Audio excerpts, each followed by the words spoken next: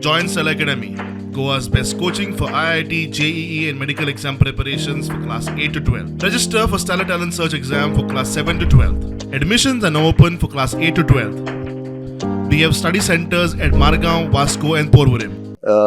Requires some law that is sort of common, strikes common ground to not just the several religious and caste denominations, but across cultures as well. Our common civil code being one of foreign origin, which was sort of imported and foisted upon us, I do believe that it's not really something that exactly fits what we would perhaps need. So there is room for a lot of debate, but I would believe that we need to stop looking at the common civil code that we propose to have for our whole country from a religious point of view alone. It has to be a code that works across all denominations. It has to work along with the other laws, the Indian Penal Code, for instance. I think as citizens, we all have our role to play to evolve a civil code that would be, in a real sense, uniform across the board.